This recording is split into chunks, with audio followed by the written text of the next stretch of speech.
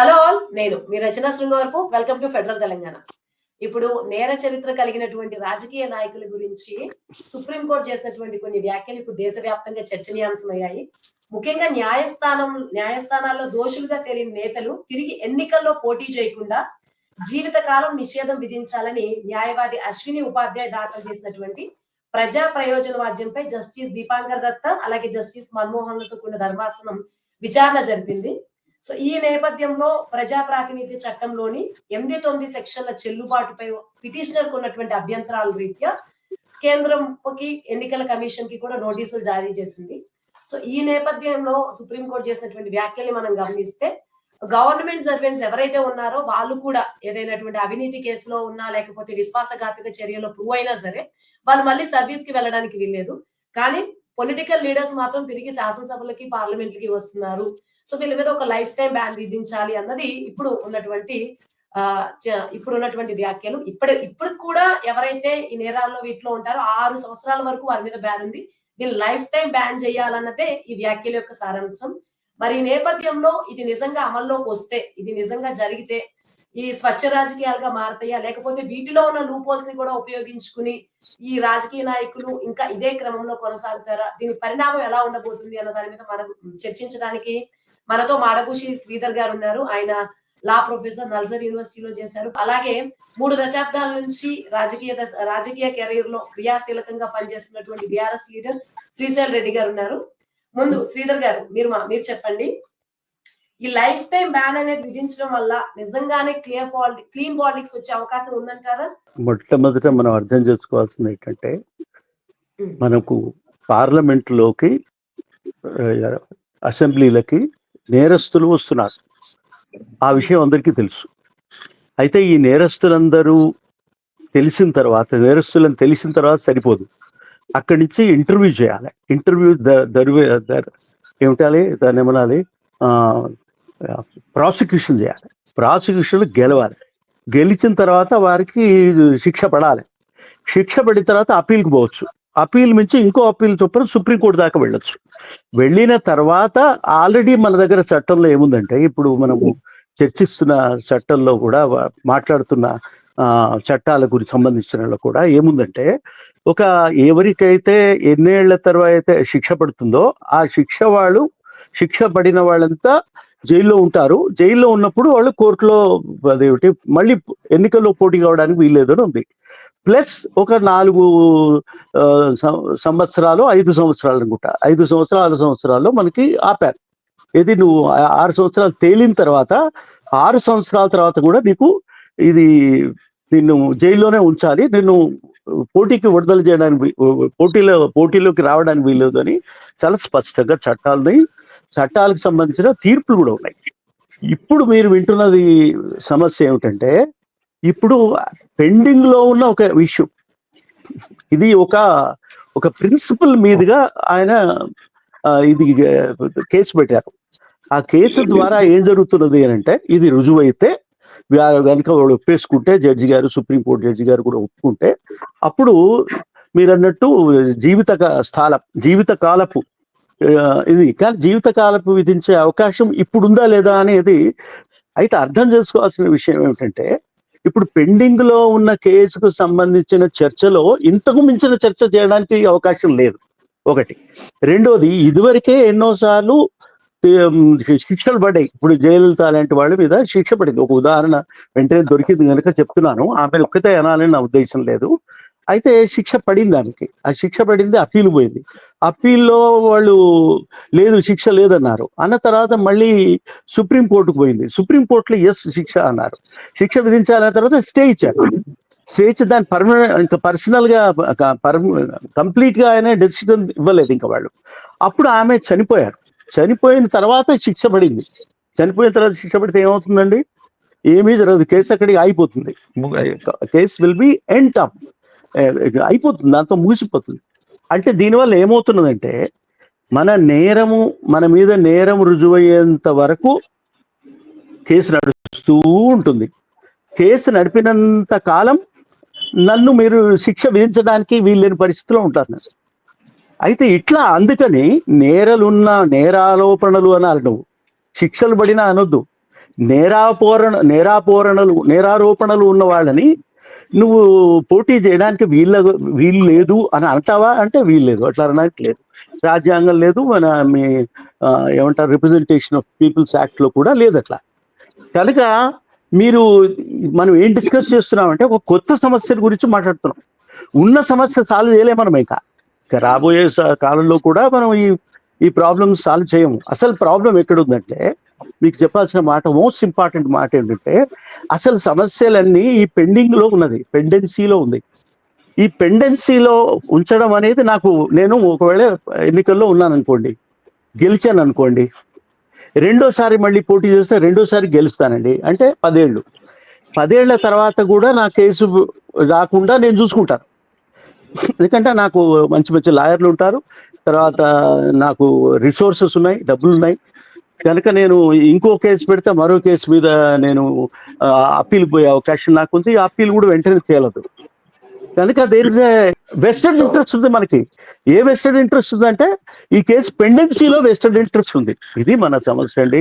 ఇది మనం అర్థం చేసుకుంటే దీన్ని మేము కావాలని ఏం చేస్తున్నాం, మనం రాజకీయ నాయకులు అంటే ఏమంటున్నారు, ఇంకా నేరం రుజువు కాలేదు కదండి, అందుకని పోటీ చేస్తాడు. పోటీ చేయగానే గెలుస్తాడు, గెలవంగానే మినిస్టర్ అవుతాడు, మినిస్టర్ ఇంకా గొప్ప మినిస్టర్ అవుతాడు. అయిన తర్వాత ఏం చేస్తాడు, ఈ కేసు మళ్ళీ రాకుండా చాలా కొంచెం వాయిదా పడేట్టుగా వీలుగా ఉండేట్లు నడుస్తుంటుంది. మీకు తెలుసు కదా, మన చుట్టుపక్కల ఎంతో మంది సుప్రీంకోర్టు కాదు, ముఖ్యమంత్రులు వాళ్ళందరూ మీద కేసులు ఉన్నాయి. ఇప్పుడున్న ముఖ్యమంత్రి మీద కేసు ఉంది, అంతకుముందున్న ముఖ్యమంత్రి పేరు మీద కూడా కేసు ఉంది. మరి ఆ కేసులని ఎప్పుడు దాకా నడిపేదాకా నడుస్తూ ఉంటాము, మన చేతులు లేదండి. కనుక పెండెన్సీ ఎన్నంత కాలం ఉన్నదో అంతకాలం ఈ కేసు తెగదు. ఈ కేసు తెగనప్పుడు మీరు సమస్యలు ఎట్లా చేస్తారు చెప్పండి, సమస్య ఎట్లా పరిష్కరిస్తారు చెప్పండి. ఇది మన ముందున్న మోస్ట్ ప్రాబ్లమాటిక్ ఇష్యూ అనమాట. 49 మంది రకాల నేరస్తులు ఉన్నారని అనుకుంటున్నాం మనం. Let me complete my word at least sentence. అయితే అది ఆ నేరాలు రుజువు అయ్యేదాకా ఈ కేసులు నడుస్తుంటాయి కనుక, కేసులున్నంత కాలం వాళ్ళు పోటీ చేస్తూ ఉంటారు కనుక ఈ కేసులు ఇట్లా నడుస్తూనే ఉంటాయి అని చెప్పడం నా ఉద్దేశం. Thank you very much. Okay Sridhar గారు, ఇప్పుడు మనతో వీరయ్య కొండూరు గారు కూడా జాయిన్ అయ్యారు. Is working advocate, high court advocate గా చేస్తూ ఉన్నారు. సో శ్రీధర్ గారు, మీరు ఫైనల్ గా చెప్పేది ఏంటంటే, ప్రధాన సమస్య ఏంటంటే పెండింగ్ లో ఉన్నటువంటి కేసులు అవి ఆగుతూనే ఉండడం, ఇది మనకు ఉన్నటువంటి ప్రధాన సమస్య అన్నారు. సో వీరయ్య గారు, మీరు చెప్పండి. నిన్న ఈవెన్ సుప్రీంకోర్టుకి ఇచ్చిన సమాచారం ప్రకారం కూడా దేశంలో ఉన్న 513 లోక్సభ ఎంపీల్లో 251 మంది మీద క్రిమినల్ కేసులు ఉన్నాయి. అందులో 170 మందికి ఉన్న కేసుల అనురీత్యా 1 సంవత్సర కాలం గానీ ఎక్కువ శిక్ష పడే అవకాశం ఉంది. ఇప్పుడు ప్రధాన సమస్య సార్ అన్నట్టు మనం గమనిస్తే ఈ కేసులు జాప్యం గానీ ఎక్స్టెన్షన్ గానీ ఎక్కువ ఉంటూ ఉంది. ఈ సందర్భంలో ఈ లైఫ్ టైం బ్యాన్ ని పక్కన పెడితే అసలు ముందు ఈ ఇంకా పెండింగ్ లో ఉన్న కేసెస్ క్లియర్ అయ్యే అవకాశం ఎంతవరకు ఉందనుకుంటారు, ముఖ్యంగా ఈ రాజకీయ నేతల మీద ఉన్నటువంటి కేసులు? పెండింగ్ లో ఉన్నటువంటి కేసులు, అందరికీ నమస్కారం అండి. పెండింగ్ లో ఉన్నటువంటి కేసులు క్లియర్ అయ్యే అవకాశం ఉందా లేదా అన్న దానికి మనం ఇక్కడ సమాధానం చెప్పలేము. కానీ ఈ పెండింగ్ లో ఉన్నటువంటి కేసులు పరిష్కారం కావాల్సినటువంటి అవసరం, చట్టబద్ధమైనటువంటి అవసరం, చట్టపరమైనటువంటి అవసరం, రాజ్యాంగబద్ధమైనటువంటి అవసరం, రాజకీయాలని ప్యూరిఫై చేసే క్రమంలో తీసుకోవాల్సినటువంటి నిర్ణయాలు ఇవన్నీ జరగాల్సినవి. సుప్రీంకోర్టు చెప్పినటువంటి వ్యాఖ్యల్లోనే ఒక కేసు 30 సంవత్సరాల నుంచి పెండింగ్ ఉంది అని చెప్తుంది. సుప్రీంకోర్టు స్థాయిలో పెండెన్సీ ఎంత ఉంది? జనరల్ గా మనం వివిధ న్యాయస్థానాలలో కేసులు పదే వాయిదాలు పడుతూ ఉంటాయి, పెండెన్సీ పెరిగిపోతూ ఉంది, అపరిష్కృతంగా ఉన్నటువంటి కేసులు పెరిగిపోతూ ఉన్నాయి అని చెప్పి సుప్రీంకోర్టు అనేక సందర్భాల్లో వ్యాఖ్యానాలు చేస్తూ ఉంది. అయితే Supreme Court as a practicing advocate గా నా ఒపీనియన్ ఏంటంటే, subject to the limitation, Madabhushi గారు చెప్పినటువంటి లిమిటేషన్, ఎందుకంటే ఇది ఆల్రెడీ సుప్రీంకోర్టులో బెంచ్ మీద ఉన్నటువంటి మ్యాటర్ కాబట్టి ఆ మ్యాటర్కి సంబంధించినటువంటి సాధ్యాసాధ్యాలు, లోతుపాతులు, తప్పొప్పుల్ని మనం ఇక్కడ నిర్ణయించడం కరెక్ట్ కాదు కనుక ఆ పరిధి బయట ఉండి నేను మాట్లాడుతున్నాను. ఇది ఒకటి మొట్టమొదటిసారి ఈ అంశం చర్చకి రావటం లేదు. ఇది ఒకటి మనం గమనంలో పెట్టుకోవాలి. ఈ రోజు ఉపాధ్యాయ గారు కేసు వేశారు కాబట్టి, సుప్రీంకోర్టు ఆ కేసును విచారించింది కాబట్టి, దాంట్లో మీరు నోటీసులు సమాధానాలు ఇవ్వండి అని చెప్పి కేంద్ర ఎన్నికల సంఘాన్ని, కేంద్ర ప్రభుత్వాన్ని కోరింది కాబట్టి ఈ రోజు వచ్చినటువంటి పరిణామం కింద మనం చూడటానికి వీల్లేదు. 1993లోనే ఎన్ఎన్ వోహ్రా గారు మాజీ హోంశాఖ కార్యదర్శిగా ఉన్నటువంటి ఆయన అప్పటికే టిఎన్ శేషన్ గారు ఎన్నికల సంఘంలో కొన్ని సంస్కరణలు చేపట్టడం, ఆ సంస్కరణల ఫలితంగా ఒక అధికారంలో ఉన్నటువంటి రాజకీయ పార్టీకి అనుబంధ సంస్థగా ఉన్నటువంటి ఎన్నికల సంఘం కాస్త గత 30-35 సంవత్సరాల కాలంలో ఎంతో కొంత స్వయం ప్రతిపత్తిని సంపాదించుకున్న క్రమం నేపథ్యంలోనే మనం చూస్తూ ఉన్నాం. కుడియడం ఇది 93లో ఇది వస్తే దాదాపు 2002-2001 ఆ ప్రాంతంలో భారతదేశంలో అసోసియేషన్ ఫర్ డెమోక్రటిక్ రిఫార్మ్స్ అని చెప్పి ఒక ఆర్గనైజేషన్ స్టార్ట్ అయింది. ఈ సుప్రీంకోర్టు వాళ్ళు కూడా సుప్రీంకోర్టులో PUCL కేసు వేసింది 2001లో, 2002లో ADR కేసు వేసింది. అప్పుడు ఉన్నటువంటి కేసు ఏమిటి? స్థూలంగా రాజకీయ నాయకుడు జనం దగ్గరకు వచ్చేటప్పుడు ఆ రాజకీయ నాయకుడి యొక్క గుణగణాలు, వ్యక్తిత్వం, లక్షణాలు, చట్టబద్ధమైనటువంటి పౌరుడా, చట్టాన్ని జీవితంలో ఏదో ఒక సందర్భంలో చట్టాన్ని ధిక్కరించినటువంటి పౌరుడా అన్న వివరాలు జనం తెలుసుకునే హక్కు ఉంటుంది. యాజ్ ఎలక్టార్ గా నేను ఓటేస్తే మీరు గెలుస్తారు కాబట్టి మీ గురించి నాకు తెలియాలి కదా. మన బ్యాంక్ దగ్గరికి వెళ్ళి లోన్ అప్లికేషన్ పెట్టుకుంటే బ్యాంక్ వెంటనే అప్లికేషన్ చూసి మనం వేసుకొచ్చిన టక్కు ఇన్షర్ట్ చూసి ఇవ్వదు కదా లోను, బ్యాక్గ్రౌండ్ వెరిఫికేషన్ చేస్తుంది కదా. అట్లాగే మాకు కూడా ఆ రకమైనటువంటి హక్కు, అధికారాలు, అవకాశాలు ఉండాలి. మేము తెలుసుకోవాలి మేము ఎవరిని ఎన్నుకుంటున్నాము, ఆ మేరకు కొన్ని అమెండ్మెంట్స్, మోడిఫికేషన్స్, సజెషన్స్ ఇవ్వాలి, డైరెక్షన్స్ ఇవ్వాలి కేంద్ర ఎన్నికల సంఘానికి అనే దాంతో మొదలైంది. దాదాపుగా 22 సంవత్సరాల ప్రయాణం ఈ సమస్యకు సంబంధించి. 22 సంవత్సరాలు ఇందాక శ్రీధర్ గారు చెప్పినట్టుగా 22 సంవత్సరాలలో ఈ సమస్యను పరిష్కారం చేయాలి అని చెప్పి అనుకుంటే సార్ ప్రతిసారి ఒక ప్రతి పాయింట్కి కాలికి వేస్తే మెడకి, మెడకి వేస్తే కాలికి అనే అంశం ఉంటుంది లీగల్ గా. ఇప్పుడు ఉపాధ్యాయ గారు చెప్పినట్టుగా జీవితాంత నిషేధం, శాశ్వతమైనటువంటి నిషేధం విధించాలి అని చెప్పి అన్నప్పుడు ఎవరి మీద విధించాలి? కన్విక్టెడ్ మీద విధించాలా? అక్యూజ్డ్ మీద విధించాలా? లోయర్ కోర్టులో కన్విక్ట్ అయ్యి పై కోర్టుకి అప్పీల్కి వెళ్తున్నటువంటి వాళ్ళ మీద విధించాలా? ఆ పై కోర్టులో ఇంకా అప్పీల్కి వెళ్తున్నటువంటి వాళ్ళ మీద విధించాలా అన్నది చర్చ వస్తుంది. దాని మీద తీర్మానం చేసుకోవాలి అని అనుకున్నప్పుడు సహజ న్యాయ సూత్రాలు అనేది ఒక ప్రిన్సిపల్స్ ఆఫ్ న్యాచురల్ జస్టిస్ ఒకటి ఉంటుంది. I have my right to be free, I have my right to exercise my judicial opportunity, possibility. ఆ హక్కును నువ్వు కాదని లేవు కదా. దీనికి సంబంధించినటువంటి చర్చ జరిగినప్పుడే రాజ్యాంగ పరిషత్తులో 102 ఆర్టికల్ గురించి చర్చ జరుగుతున్నప్పుడు ఈ ప్రస్తావనలు వచ్చినప్పుడు ఈ సాధ్యాసాధ్యాలు, మీనమేషాలు అన్ని కూడా చర్చకు వచ్చి ఇది అల్టిమేట్ గా జనంలో రాజకీయ పరిపక్వత, పరిణతి వచ్చేంత వరకు ఈ సమస్యని చట్టపరంగానో సుప్రీంకోర్టు ఒక ఆదేశం ఇస్తేనో పరిష్కారం కాదు. రాజకీయాలకి నాయకత్వం వహించేవాళ్ళు అంటే రాజకీయ పార్టీలు, రాజకీయాలని క్రియాశీల జీవితంగా ఎంచుకున్నటువంటి వాళ్ళు రాజకీయ కార్యకర్తలు కానీ, కంటెస్టెంట్స్ కానీ, ఆస్పిరెంట్స్ కానీ, వాళ్ళు ఒక సరైనటువంటి సత్ప్రవర్తనతో ప్రజానీకం దగ్గరికి వచ్చి వాళ్ళను మెప్పించి, ఒప్పించి గెలవడానికి కావాల్సినటువంటి ఆ నైతికత, ఆ రాజకీయ నైతికత అనేది లోపించినప్పుడు మనం ఎన్ని చట్టాలు చేసినా, ఎన్ని సుప్రీంకోర్టు తీర్పులు ఇచ్చినా, ఇప్పటికి దాదాపుగా 12 తీర్పులు ల్యాండ్ మార్క్ జడ్జిమెంట్స్ అన్న ఎలక్టరల్ రిఫార్మ్స్ సంబంధించిన 12 తీర్పులు ఉంది. ఒక తీర్పు ఇవ్వగానే సమాజం మారిపోయే పరిస్థితి ఉంటే ఈ 12 తీర్పులు ఎప్పుడో మారిపోవాలి కదా. ఆ తీర్పుల్లో కూడా సారాంశం ఏముంటుంది? మీరు నేరస్తుడైతే మీ అఫిడవిట్లో రాయండి, మీ మీద కేసు ఉందా అఫిడవిట్లో రాయండి, ఆ కేసు మీద మీకు విచారణలు ఎదుర్కొంటున్నారా అఫిడవిట్లో రాయండి. ఇంతవరకే.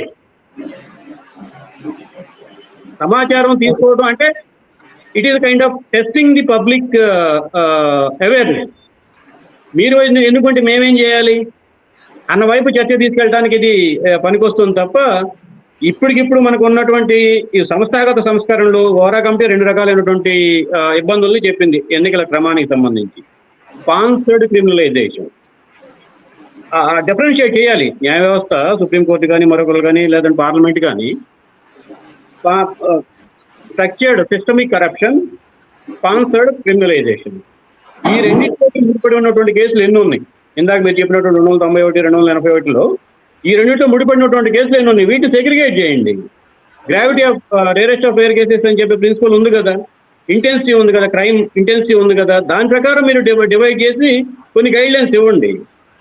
ఇది ఇవాళ మనం మాట్లాడుకుంటున్నాం, ఎమ్మెల్యేలుగా ఎంపీలుగా టికెట్లు ఇస్తున్నప్పుడు వాళ్ళ బయోడేటా మనకు తెలుసు, వాళ్ళు ఎవరు ఏమిటంటే మనకు తెలుసు. మన బయోడేటా అప్లికేషన్ నామినేషన్ వేసినప్పుడు వాళ్ళ వివరాలన్నీ ప్రభుత్వం దృష్టికి వస్తూ ఉన్నాయి.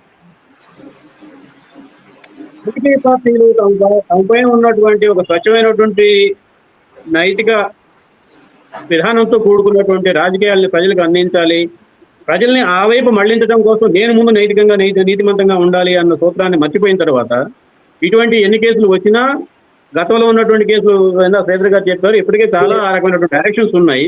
ఆ డైరెక్షన్స్ ఇంప్లిమెంట్ కాకుండా మళ్ళా మనం కొత్త డైరెక్షన్ తీసుకున్నందు మాత్రాన మనకు వచ్చే ప్రయోజనం ఏం లేదు. ఓకే వీరయ్య గారు, థ్యాంక్ యూ. శ్రీశైల్ రెడ్డి గారు మీరు చెప్పండి. ఓకే, ఈ పర్మనెంట్ బ్యాన్ ఇదంతా కూడా కొంత ఇప్పుడు సుప్రీంకోర్టు కాబట్టి అది పక్కన పెడదాం. కాకపోతే ఇప్పటికి కూడా 6 years వరకు బ్యాన్ ఉంది కాబట్టి, సో నిజంగానే దీన్ని పాజిటివ్ గా వాడుతున్నారు, నెగిటివ్ గా వాడుతున్నారు? అంటే పాలక పక్షం వాళ్ళు దీన్ని అపోజిషన్ మీద యూజ్ చేసి వాళ్ళని కన్విక్టెడ్ చేసి ఫాల్స్ కేసెస్ బనాయించడానికి ఉపయోగపడుతుందా, లేకపోతే నిజంగానే ఇప్పుడు ఇంప్లిమెంటేషన్ లో ఉన్న 6 years బ్యాన్ అయినా సరే కొంత పాజిటివ్ గా ఉందనుకుంటారు? మీరేమనుకుంటారు? అందరికీ నమస్కారం. రచన గారు, ఇది ఎస్ ఆర్ నో సమాధానాలు చెప్పగలిగే అబ్జెక్టివ్ టైప్ ప్రశ్న కాదు. అవును కాదు అనే సమాధానాలు కూడా లేవు. ఇందాక శ్రీధర్ గారు, వీరయ్య గారు ఇప్పుడు చెప్పింది ఏంటంటే, ఒకటి ఇప్పుడు అది కోర్టులో ఉంది, కోర్టులో ఉన్న అంశం మీద మన పరిధుల్లోనే మాట్లాడాల్సి ఉంటుంది. అయితే కొంచెం విశాల ప్రయోజనాలు దృష్టిలో పెట్టుకుని చర్చ చేయాలి అని అంటే, ఒకటి అంటే ఇప్పుడు మనం ఈ చర్చలో ఉన్న నలుగురనే కాదు, ఒక్క విషయము ఇంటరప్ట్ చేస్తాను అనుకోవద్దు. నేను ఈ పర్మనెంట్ బ్యాన్ గురించి కాదు, ఇప్పుడు కూడా 6 years బ్యాన్ అనేది అయితే ఉంది కదా ఇంప్లిమెంటేషన్ లో, సో దాని గురించి మాట్లాడదాం. అది పాజిటివ్ గా నడుస్తుందా, లేకపోతే దానికి కూడా ఈ పాలక పక్షాలు ప్రతిపక్షాల మీద ఫాల్స్ కేసెస్ పెట్టడానికి కానీ అట్లా ఉందా, పాజిటివ్ గానే ఉందా ఇప్పుడున్న 6 years బ్యాన్ అయినా? ఒకటి రచన గారు, నేను ఒక రాజకీయవాదిని, రాజకీయ పార్టీ కార్యకర్తని. దానికంటే ముందు నేను ఈ సమాజం బాగుండాలని నేను కోరుకునేవాడిని. సో ఈ చర్చలో ఉన్న పెద్దలు కానీ, లేకపోతే ఈ చర్చ చూస్తున్న వాళ్ళు కానీ ఎవరైనా కూడా సమాజం యొక్క పురోగతిని దృష్టిలో పెట్టుకుని వ్యవస్థలు, గత మనకి 1940 స్వాతంత్రం, 78 స్వాతంత్రము అండ్ 75 సంవత్సరాలుగా రాజ్యాంగం అమలులో ఉన్నది ఈ దేశంలో. ఈ వ్యవస్థలన్నీ కూడా మన దగ్గర ప్రధానంగా భారతదేశంలో నేను బయట ఇంగ్లాండ్ లాంటి దేశాల్లో 10 ఏళ్ళు ఉండొచ్చాను, అక్కడ రాజకీయాల్లో కూడా ఉన్నాను. భారతదేశంలో ప్రధానంగా ఏం జరుగుతా ఉందంటే, ఈ రాజ్యాంగ ఈ అంగాలు ఏవైతే స్తంభాలు అంటాం కదా, రాజకీయ వ్యవస్థ, కార్యనిర్వాహక వ్యవస్థ, శాసన వ్యవస్థ అండ్ 4th estate అనబడే మీడియా, చాలా సార్లు ఏం జరుగుతుందంటే ఈ వ్యవస్థల్లో ఉన్న వాళ్ళు కానీ, లేదా వాటి మీద కామెంట్ చేసే వాళ్ళు కానీ పరస్పర ఆరోపణల మీదనే ఎక్కువ చర్చ జరుగుతూ ఉంటది ఈ దేశంలో. ఇప్పుడు రాజకీయాలు భ్రష్టు పట్టిపోయినాయి అనే వాళ్ళు, రాజకీయాల్లో ఉన్న వాళ్ళు కొంతమంది అంటారేమో కానీ బయట వాళ్ళు ఎక్కువ అంటారు. మీడియా కూడా భ్రష్టు పట్టిపోయిందని అంటూ ఉంటారు. లేదంటే ఈరోజు జ్యుడిషియరీ కూడా చాలా ఇన్ఫ్లుయెన్సెస్ కి లోన్ అవుతుంది. గత 2-3 దశాబ్దాలుగా మనం తీసుకుంటే ఇంకా ఎక్కువ అన్ని వ్యవస్థలు ఇంక్లూడింగ్ సివిసి కావచ్చు, ఎలక్షన్ కమిషన్ కావచ్చు, ఈ రాజకీయ పార్టీల, ముఖ్యంగా కేంద్రంలో అధికారం ఉన్న పార్టీలో కబ్జాల్లోకి పోయింది. రిటైర్ అవ్వబోయే చీఫ్ జస్టిస్ లకు కూడా రిటైర్మెంట్ తర్వాత వాళ్ళకి ఏ పదవులు ఇస్తారో, ఏ రాష్ట్రాలకు గవర్నర్లు గా పంపిస్తారో చర్చ కూడా జరుగుతున్న అట్లాంటి పరిణామాలు ఉన్న దేశంలో రాజకీయ వ్యవస్థకు సంబంధించి ప్రధానంగా బాధ్యత మీరు అడిగిన ప్రశ్నకు స్ట్రైట్ ఆన్సర్ ఏంటంటే, రాజకీయ పార్టీల అధినాయకులు, రాజకీయ పార్టీలని నడిపేవాళ్ళు 6 సంవత్సరాల అంటే శిక్షాకాలం ఒకవేళ ఉండి ఉంటే కనుక అబ్వియస్లీ అది లీగల్ గా 6 ఏళ్ళు బ్యాన్ అనేది ఉంది. అది ఎవరు కూడా ఏం చేయలేరు. ఒక రాజకీయ పార్టీ అధినాయకుడికి శిక్ష పడిందంటే అతను కంటెస్ట్ చేయలేడు. సో కానీ నేర చరిత్ర ఉన్న వాళ్ళకి టికెట్లు ఇవ్వడము, నేర చరిత్ర ఉన్న వాళ్ళని గెలిపించడం అనే కనుక చర్చ మనం తీసుకుంటే ఏమవుతుందంటే, రచన రాజకీయాల్లో పొలిటికల్ వెండెట్టాతో చాలా కేసులు బనాయిస్తారు. ఈ దేశంలో చాలా ఈవెన్ చట్టాలు కూడా అది SC/ST అట్రాసిటీస్ యాక్ట్ కావచ్చు, డొమెస్టిక్ వైలెన్స్ యాక్ట్ కావచ్చు, any act in this country target చేయడము, పొలిటికల్ వెండటతో ఇందాక శ్రీధర్ గారు చెప్పినట్టుగా ఒక వెస్టెడ్ ఇంట్రెస్ట్ తో ఇట్లాంటి కేసులు బనాయించినప్పుడు అన్నిటిని ఒకటే కట్టడం కష్టం అవుతుంది. ఇప్పుడు ఉదాహరణకి కారు రాంగ్ పార్కింగ్ చేయడము, లేదా సిగ్నల్ జంప్ చేయడము, లేకపోతే ర్యాష్ డ్రైవింగ్ లో 4 చనిపోవడము, లేదంటే ఒక మోటివ్ తో గుద్ది చంపడం, ఇవి అన్ని రకరకాల స్థాయిల్లోని సమస్యలు. అట్లాగే పాలిటిక్స్ లో కూడా నేను యాజ్ ఎ పొలిటీషియన్ నేను కూడా కొన్ని కేసులు ఫేస్ చేశాను. నా పాస్పోర్ట్ రెన్యువల్ కూడా ప్రాబ్లం వచ్చింది. ఎందుకు? మేము రాజకీయ పార్టీలుగా మేము ధర్నాలు చేసినప్పుడు అన్ని సార్లు కూడా ప్రభుత్వాలు అనుమతి ఇవ్వకుండా ధర్నాలు చేశారని కేసులు పెడతారు. మేము 6 నెలలు కూడా నేను లోయర్ కోర్టులో తిరిగాం, తర్వాత ఆ కేసు కొట్టివేయడం జరిగింది.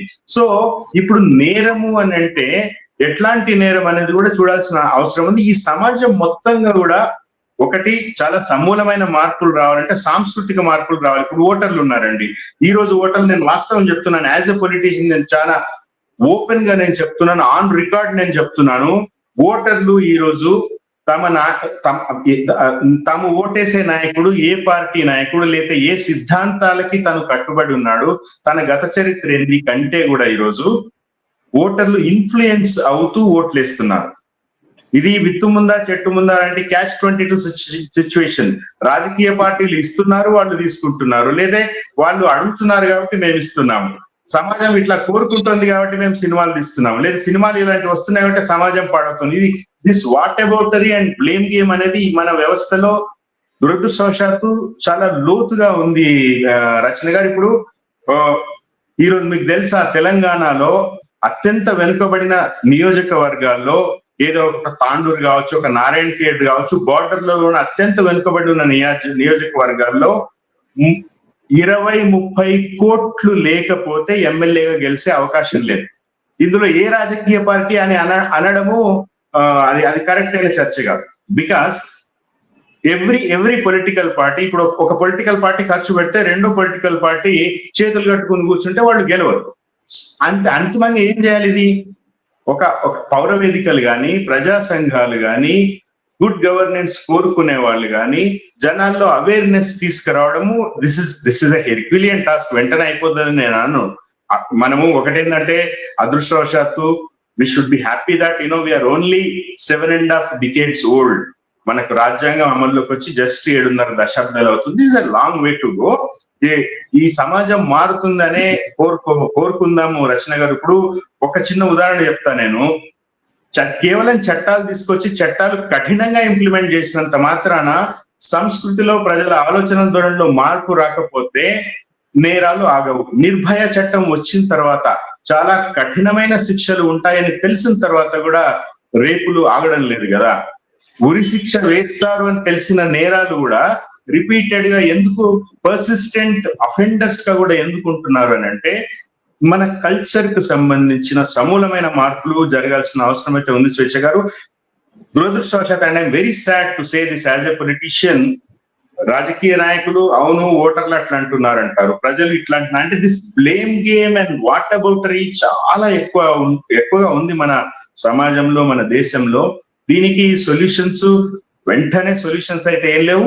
ముఖ్యంగా సుప్రీంకోర్టు ఏదైనా వ్యవస్థ ఇది చేయాల్సిందే, ఫలానా డేట్ ఈ రోజు నుంచి ఇవన్నీ ఆగిపోవాల్సిందే అని అంటే ఆగిపోయే పరిస్థితులు ఏమి లేవు. రచన గారు, ఆస్ట్రేలియా, జర్మనీ, లండన్ లాంటి దేశాలు తీసుకుంటే మనము లండన్ లో అయితే 1 year కన్నా ఎక్కువ ఇంప్రిజన్మెంట్ ఎవరైనా అనుభవిస్తే వాళ్ళు ఇంకా ఎన్నికల్లో పోటీ చేసే అవకాశం లేదు. ఆస్ట్రేలియా, జర్మనీలో కూడా నేర చరిత్ర ఉన్న వాళ్ళకి అవకాశం లేదు. సో వాళ్ళ పొలిటికల్ హిస్టరీ చూస్తే ఏ స్టాండర్డ్స్ లో వాళ్ళు మెరుగ్గా ఉన్నారనుకుంటున్నారు? మీరు అనుకుంటున్నారు నేరం రుజువు కాకముందు నువ్వేదో చేసావు అంటే అది కరెక్ట్. చేసిన తర్వాత నువ్వు చెప్పేది ఏం లేదు. అక్కడ జైల్లో ఉంటాడు, ఖచ్చితంగా జైల్లో ఉంటాడు. వాళ్ళు ఫాస్ట్ గా తీసుకొస్తారు, జడ్జిమెంట్ తీసుకొస్తారు. కానీ మన దగ్గర కావాలని కూడా జడ్జిమెంట్ పూర్తి కానియకుండా అందరూ ప్రయత్నాలు చేస్తుంటారు. ఇప్పుడు అట్లానే మనం జడ్జిలని అనడానికి కూడా అవకాశం లేదు. ఎందుకంటే ఎగ్జిక్యూటివ్ ఈ పనులు చేస్తున్నంత కాలం ఎగ్జిక్యూటివే చేస్తున్నది ఈ పనులు. ఇన్ని పనులు చేస్తున్నంత కాలము పాపం జ్యుడిషియరీ కూడా ఏం చేయలేదండి. Judiciary it will simply deal with the situation that is coming up. మీరు 100 కేసులు చేస్తే సరిపోతుంది అని అనుకుంటే ఆయన 200 కేసులు నడుపుతున్నది ఆయన. వాళ్ళు ఏమంటాము చెప్పండి. 100 కేసులు ఉన్న చోట్ల 200 కేసులు ఆయన వింటున్నారు. మరి ఎవరిని మీరు ఆరోపణ చేద్దాం దానికి? So the issue is pendency. Again I'm repeating to you, pendency is vested interest. There is a vested interest in pendency. Independency కాదు, ఎవరికి ఇండిపెండెన్సీ వద్దు, పెండెన్సీయే కావాలా. వీరయ్య గారు మీరు చెప్పండి, అసలు శ్రీధర్ గారు అయితే అసలు హోప్లెస్ గా ఉంది సిచ్యువేషన్, ఇది ఎప్పటికీ ఈ పెండింగ్ కేసెస్ వల్లే ఇలా అవుతుంది అంటారు. ఏమన్నా ఒక ఎఫెక్టివ్ సొల్యూషన్? ఎందుకంటే 2017 లో కూడా సుప్రీం కోర్టు దీన్ని కొంచెం ఫాస్ట్ చేంజ్ అయింది అంటే ఇప్పటికీ రిజల్ట్ లేదు. ఏమన్నా న్యాయపరంగా ఇది క్విక్ అయ్యే ప్రాసెస్ ఉందా, ఇంకా లేకపోతే ఎప్పటికీ ఇట్లాగే ఈ డ్రాగింగ్ అనేది ఉంటుంది అనుకుంటున్నారా? ఎప్పటికీ డ్రాగింగ్ ఉండాల్సిన అవసరం లేదు. శ్రీధర్ గారు చెప్తున్నది as a natural process of delivery, justice delivery system జరగాలి. ఇది చేయాల్సింది ఎవరు? దాంట్లో ఉన్న స్టేక్ హోల్డర్స్ అని చెప్పని అంటాం. కేసు వేసిన వాడు స్టేక్ హోల్డరే, కేసులో ముద్దాయిగా ఉన్నటువంటి వాడు స్టేక్ హోల్డరే, ఆ ముద్దాయికి టికెట్ ఇచ్చిన రాజకీయ పార్టీ స్టేక్ హోల్డరే. అయితే ఎవరి స్టేక్ ఎంత? రిలయన్స్ కంపెనీలో మీరు షేర్ కొనుక్కుంటే మీరు కూడా రిలయన్స్ ఓనరే, కానీ మీ ఓనర్షిప్ వాటా ఎంత? రిలయన్స్ కంపెనీ సైజ్ ఎంత? దాన్ని బట్టి ప్రపోర్షనేట్ గా ఉంటుంది. రెండో అంశం ఫాస్ట్ ట్రాక్ కోర్టుల గురించి, అంటే ఫాస్ట్ డిస్పోజల్. ఇక నేనేమంటానంటే ప్రభుత్వాల యొక్క ప్రాధాన్యత ఏమిటి? శ్రీశైలం రెడ్డి గారు అది మనం క్యాష్ 22 సిచ్యువేషన్ అని చెప్పి అంటున్నారు. బట్ శ్రీశైల్ గారు I beg to differ with your opinion. ఎందుకంటే మనం రాజకీయాల్లోకి వస్తున్నాం. ఎందుకు వస్తున్నాము? ఆ కాన్షియన్స్ లో ఉన్నటువంటి వాళ్ళు 1,10,000 మందో, 2 లక్షల మందో, 5 లక్షల మందో వాళ్ళ భవిష్యత్తును వాళ్ళు నిర్ణయించుకోవడానికి కావాల్సినటువంటి వెసులుబాటు లేదు కాబట్టి, వాళ్ళందరికంటే మనం మెరుగ్గా ఆలోచించి వాళ్ళకు ఒక దిశానిర్దేశం చేస్తాం కాబట్టి రాజకీయ పార్టీలైనా వాళ్ళ మేనిఫెస్టోలైనా ముందుకు వస్తుంది. So onus is on the political system. ఆ సిస్టమ్ లో ఉన్నటువంటి మేజర్ స్టేక్ హోల్డర్ ఎవరు? రాజకీయ పార్టీ, అందులోనూ అధికారానికి వచ్చినటువంటి రాజకీయ పార్టీ. మీకు ఇందాక చెప్పింది, అందుకే శేషన్ గారి దగ్గర నుంచి గ్రాడ్యువల్ గా అనేక రకాలైనటువంటి రిఫార్మ్స్ తీసుకొస్తూ వచ్చారు. కానీ గత 10-15 సంవత్సరాలుగా మీకు last I think important case was heard in 2013 తర్వాత చాలా రిఫార్మ్స్ వచ్చి ఉండాలి. రిఫార్మ్స్ రాకపోవడానికి కారణం ఏంటి? పార్లమెంట్ లో ప్రభుత్వానికి మద్దతు లేకనా, బలం లేకనా?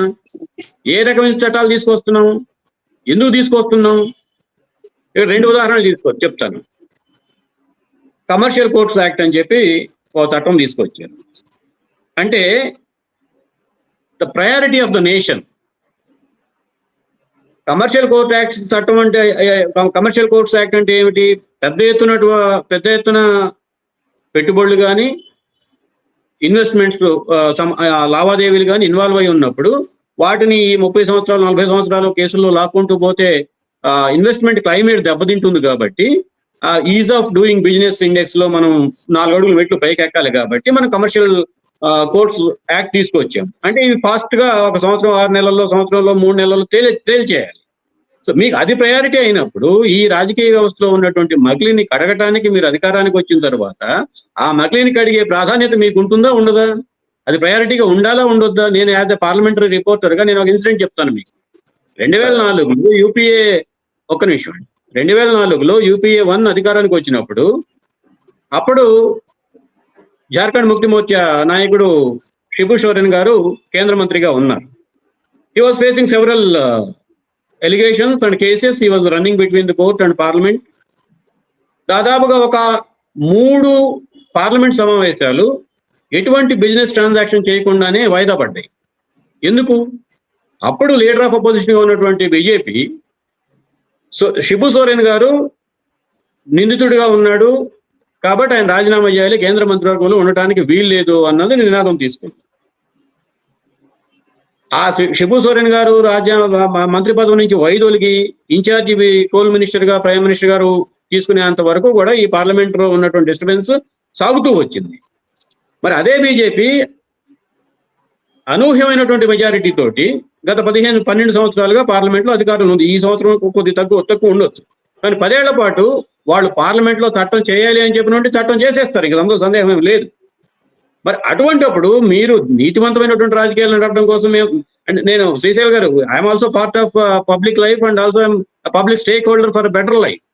కాబట్టి చెప్తున్నాను, మా అందరికంటే లేని మార్గదర్శకత్వం మీ నాయకత్వాల దగ్గర ఉంటుంది కాబట్టి, మీరు క్యాండిడేట్ ని పెడుతున్నారు కాబట్టి, ఆ క్యాండిడేట్ పెడుతున్నటువంటి పార్టీని చూసి మేము ఓటేస్తున్నాం.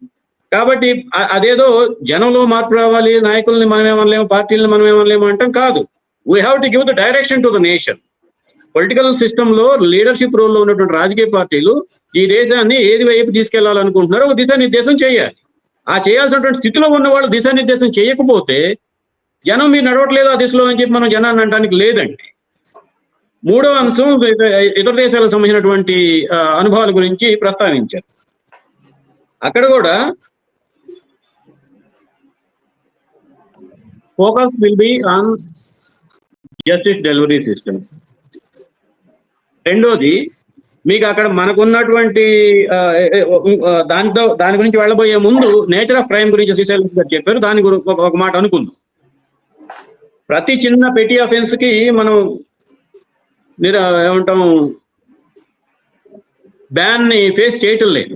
శాశ్వతంగా బ్యాన్ కానీ టెంపరీ బ్యాన్ కానీ. Heinous crimes against the society which will impact badly, and heinous crimes against women, heinous crimes against public order and outright violation of constitutional principles.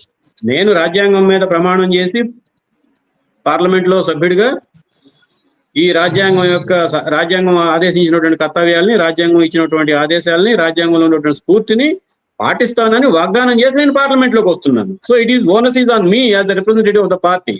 Onus is on my party as assuring to the public. నేను ఆ రాజ్యాంగ ప్రమాణాలన్నింటినీ గాలికి వదిలేసి నేనే ticket ఇవ్వడం మొదలుపెట్టిన తర్వాత ఆ టికెట్ తీసుకున్నటువంటి వాడికి మీరు ఎందుకు ఓటేశారు అని చెప్పి మనం జనాన్ని అడిగే అవకాశం లేదు. సో ఈ కేటగరైజేషన్ ఇందాక చెప్పిన మొట్టమొదటిలో ప్రస్తావించినటువంటిది ఇది కమర్షియల్ కోర్ట్స్ యాక్ట్ లాంటిది. ఇటువంటి వాటికి సంబంధించి కూడా కేటగరైజేషన్ తీసుకురావచ్చు.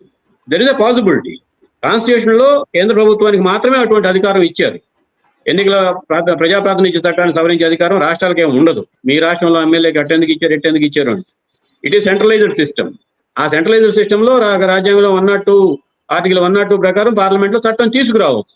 ఆ చట్టం తీసుకొచ్చి ఇటువంటి వీటన్నింటినీ ఒక కేటగిరీ చేసి ఈ 30 ఏళ్ళు 40 ఏళ్ళు 50 ఏళ్ళు 60 ఏళ్ళు ఉన్నటువంటి వాళ్ళని కేసులన్నింటినీ ఒక కేటగిరీలో తీసుకొచ్చి దాన్ని ఫాస్ట్ ట్రాక్ లో డిస్పోజ్ చేసి తప్పో ఒప్పో ఓకే దాని మీద జడ్జిమెంట్ వచ్చిన తర్వాత ఆ జడ్జిమెంట్ లో ఉన్నటువంటి కంటెంట్ ను బట్టి రకరకాల ఇందాక శ్రీశైల్ గారు కూడా అన్నారు, పదవులు కావాలనుకున్నప్పుడు ఒక రకమైనటువంటి ఫలితాలు వస్తాయి, పదవులు అక్కర్లేదు సేవ కావాలనుకున్నప్పుడు మరొక రకమైనటువంటి ఫలితాలు వస్తాయి. ఆ జడ్జిమెంట్స్ మీద వచ్చే చర్చలు వ్యాఖ్యానాలు వాదోపవాదాలు తరువాత, కానీ ముందైతే కేసు పెండెన్సీ తేలిపోద్ది. నేను నేరస్తున్నా కాదా, society has the right to know about me. నా కాన్షియన్స్ లో ఉన్నటువంటి వాళ్ళు they are having a right to know about my antecedents అని మీరు అన్నారు. ఇందా శ్రీధర్ గారు అబ్జెక్షన్ రైజ్ చేశారు. నేర చరిత అంటే హ్యాబిచువల్ అఫెండర్స్ వేరు, ఒక ఇన్స్టాంటేనియస్ అఫెన్స్ చేయటం వేరు. ఏమండి? సో అది గమనించాలి మనం. కాన్షియన్స్ ఇప్పుడు కంటెస్ట్ చేసినటువంటి వాళ్ళల్లో హ్యాబిచువల్ కరప్ట్ ప్రాక్టీసెస్ పాటిస్తున్నటువంటి వాళ్ళు ఎవరు, ఏదో కాకతాళీయంగానో సందర్భోచితంగానో అసందర్భోచితంగానో ఒక వివాదంలో ఇరుక్కోవడం చేస్తున్నటువంటి వాళ్ళు ఎవరు, వీళ్ళని సెగ్రిగేట్ చేయాల్సినటువంటి విచక్షణ న్యాయస్థానాలకు కూడా ఉంది. అయితే వాళ్ళకి we have to some extent we have to strengthen their hands through a law to segregate these things, at least to minimize the pendency. ముందు ఈ ఫస్ట్ మెట్ ఎక్కిన తర్వాత మరింత మెరుగైనటువంటి ప్రజాస్వామ్యాన్ని జనానికి అందించడం కోసం ఏం చేయాలి అనేది మరలా ఇంకో సందర్భంలో మనం చర్చ చేసుకోవచ్చు. ఓకే వీరయ్య గారు, ఓకే చర్చ ముగింపుకు వచ్చేసాము. సో శ్రీశైల్ రెడ్డి గారు మీరు చెప్పండి, ఓవరాల్ గా యాజ్ ఎ పొలిటీషియన్ గా మీరు చెప్పండి, బెటర్ గవర్నెన్స్ కోసం ఇటువంటి క్రిమినలైజేషన్ బ్యాక్గ్రౌండ్ ఉన్న వాటిని ఎటువంటి చర్యలు తీసుకుంటే, అలాగే పొలిటీషియన్స్ ఎటువంటి ఎథికల్ రెస్పాన్సిబిలిటీ తీసుకుంటే we can have a better governance అనుకుంటారు? వీరయ్య గారు చెప్పిన ప్రతి అంశానికి కూడా నాకు ఏకీభావం ఉంది. I'm not differing with what ఈ సే. అండ్ నేను ఒక చిన్న వివరణ కూడా ఇవ్వాలనుకుంటున్నాను. నేను ఇదివరకు మాట్లాడిన అంశం గురించి. బేసిక్ గా పొలిటికల్ పార్టీస్ మీద ఓనస్ ఉండదు. పొలిటికల్ పార్టీస్ తప్పించుకోగలవు అనే ఉద్దేశం నాకు లేదు. పొలిటికల్ పార్టీస్ ఖచ్చితంగా ఓనస్ ఉంది. When you are running a political party, నువ్వు రాజ్యాంగబద్ధంగా నువ్వు పాలన అందిస్తావు, రాజ్యాంగబద్ధ పాలన కోసం అధికారంలో రావాలన్న ఉద్దేశంతో పార్టీ పెట్టుకుని ఒక లక్ష్య ప్రకటన చేసుకున్న తర్వాత you can't escape from your moral duty. Absolutely దాంట్లో వీరయ్య గారు there is no second thought. అయితే ఒకటేమవుతుందంటే ఈ వ్యవస్థలన్నీ కూడా ఇప్పుడు మీరు ఇందాక చెప్పిన 2 ఉదాహరణలు, శిబు సోరెన్ గారి ఉదాహరణ, ఆ తర్వాత బీజేపీ ప్రభుత్వం వాళ్ళ అధికారంలోకి ఉన్న గత 2 terms ప్లస్ 1 year కూడా అవుతోంది. ఈ పొలిటికల్ పార్టీస్, కేంద్రంలో అధికారంలో ఉండే పార్టీస్ వాళ్ళ చేతిలోనే ఉంది కాబట్టి రిప్రజెంటేషన్ ఆఫ్ పీపుల్స్ యాక్ట్ ఈ అమెండ్మెంట్స్ అవన్నీ కూడా, ఎన్నికల సంస్కరణలు కూడా ఇప్పుడు మొన్నటి కేసులో సుప్రీంకోర్టు కేంద్ర ప్రభుత్వానికి ఎలక్షన్ కమిషన్ కి కూడా మీరేమంటారు అనేది అడుగుతుంది. ఎందుకంటే obviously election commission is an independent and autonomous institution election commission. కానీ అన్ఫార్చునేట్లీ ఏమైతుందంటే including election commission everything is being politicised in this country. ఇప్పుడు సుప్రీంకోర్టుకి సంబంధించిన కొలీజియం ఏర్పాటులో చీఫ్ జస్టిస్ ఉండకుండా ప్రధానమంత్రి ఉంటారు లాంటి మార్పులు జరిగిన తర్వాత ఏ ఇన్స్టిట్యూషన్ నుంచి కూడా పారదర్శకత వస్తుంది. అంటే వీఆర్ ఎవాల్వింగ్ డెమోక్రసీ, అవన్నీ వస్తాయి. కానీ నైతిక హక్కు మాత్రం మీరు అన్నట్టుగా వీరయ్య గారు agree with you, political parties నడిపించే వాళ్ళు తమ పార్టీలో అభ్యర్థులుగా పోటీ చేయాలనుకుంటున్న వాళ్ళ చరిత్ర చూడడం చాలా అవసరం. వాళ్ళకి నేర చరిత్ర ఉంటే టికెట్లు ఇవ్వకపోవడము, నేర చరిత్ర ఉంటే ఇవ్వద్దని చాలా మంది అంటున్నారు. ఇందాక శ్రీధర్ గారు క్లారిటీ ఇచ్చారు, నేర చరిత్ర లేకపోతే నేరస్తుడు అని. నేరస్తులకు టికెట్ ఇవ్వకపోవడం అనేది డెఫినెట్ గా ప్రతి పొలిటికల్ పార్టీ తీసుకోవాల్సిందే. కాకపోతే ఏమవుతుందంటే ఈ బ్లేమ్ గేమ్ ఎక్కువ అవుతోంది మన దగ్గర. ఆ పొలిటికల్ పార్టీ ఇచ్చింది, మేమే ఇస్తున్నాం అలాంటి చర్చ నడుస్తా ఉంది. దీని గురించి నేను మాట్లాడినా, but onus of course political parties మీదనే ఉంటుంది, ఖచ్చితంగా ఉంటుంది. అండ్ మిగతా ఇన్స్టిట్యూషన్స్ కూడా తప్పించుకోజాలవు తమ నైతిక బాధ్యత నుంచి అని మాత్రమే నేను చెప్పదలుచుకున్నాను. వీరయ్య గారు, ఈ మొత్తం సిచ్యువేషన్ మీద సుప్రీంకోర్టు ఆ వ్యాఖ్యలు రాకుండా ఓవరాల్ గా దీని మీద మీరు ఏమైనా కమెంట్ చేయాలనుకుంటున్నారా, లేకపోతే ఇక్కడతో కన్క్లూడ్ చేసేద్దామా? ఫైనల్ గా ఏమైనా మాట్లాడాలనుకుంటున్నారా? సుప్రీంకోర్టులో ఉన్నటువంటి వాళ్ళు మేధావులైనటువంటి న్యాయమూర్తులు, మనందరికంటే కాస్త ఎక్కువ చదువుకున్నటువంటి వాళ్ళు అనే విశ్వాసం మనకు ఉంటుంది కాబట్టి ఆ విశ్వాసాన్ని నిలుపుకొని ఇన్నోవేటివ్ గా రెజల్యూషన్ ప్రపోజ్ చేయాల్సినటువంటి బాధ్యత అయితే సుప్రీంకోర్టు మీద ఉంటుంది. ఆ రకమైన ఇన్నోవేటివ్ ప్రపోజిషన్స్ గత 1993 ఓహ్రా కమిటీ దగ్గర నుంచి ఇప్పటి వరకు అనేక సందర్భాల్లో ఆ ప్రతిపాదనలు వచ్చాయి కాబట్టి ఈ పీపుల్స్ రిప్రజెంటేటివ్ యాక్ట్ లో, రిప్రజెంటేషన్ యాక్ట్ లో కొంత మేరకైనా సరే కొన్ని సవరణలు వచ్చాయి. కనీసం ఎమ్మెల్యే నేరస్తుడా కాదా అని తెలుసుకునేంత వరకైనా ప్రజలకు వెసులుబాటు ఉంది. సో ఆ రకంగా ఒక ఇన్నోవేటివ్ రెజల్యూషన్ ప్రతిపాదించడానికి వెసులుబాటు ఉంది. ఆ ప్రతిపాదించిన రెజల్యూషన్ ని ఆ చట్టం రూపంలో తీసుకురావాల్సిన బాధ్యత కేంద్ర ప్రభుత్వాలపైన ఉంటుంది. ఈ రెండింటి మధ్య ఉన్నటువంటి సమన్వయం ఆరోగ్యకరంగా ఉంటే మన ప్రజాస్వామ్యం ఆరోగ్యకరంగా ఉంటుంది. వీరయ్య గారు థ్యాంక్ యూ, శ్రీశైల్ రెడ్డి గారు థ్యాంక్ యూ సో మచ్. నమస్తే అండి. నమస్తే.